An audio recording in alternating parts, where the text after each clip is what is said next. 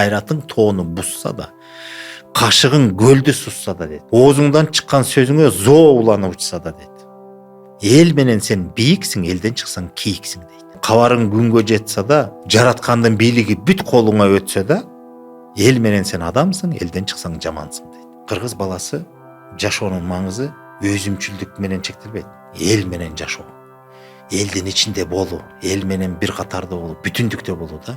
Элдин кызыкчылыгы биринчи орунда. Ошон үчүн кыргызда мындай сөз айтат: эл укпасын, эл көрбөсүн, эл эмне дейт деген түшүнүктөр ошол. Эл менен эсептешип жашаганбыз. Анан эл менен эсептешкенде сен демек эл менен бөлүшүп жашайсың.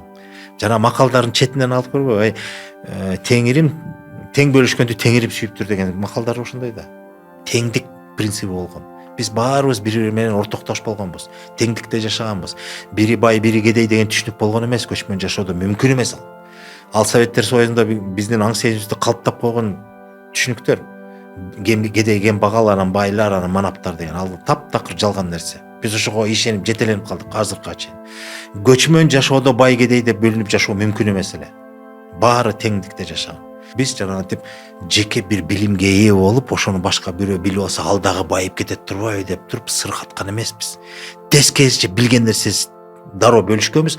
Баары билсин, баары ошондой жетишкендикке жетсин, баарыбыз ошондой бийиктикте чогуу жүрөлү деген сөз. Жанагы эле Манаста айтылган сөз. Тирүү болсок бир дөбөдө болобуз, өлү болсок бир чуңкурга толобуз деген сөз. Мына баары бир бүтүндүктө.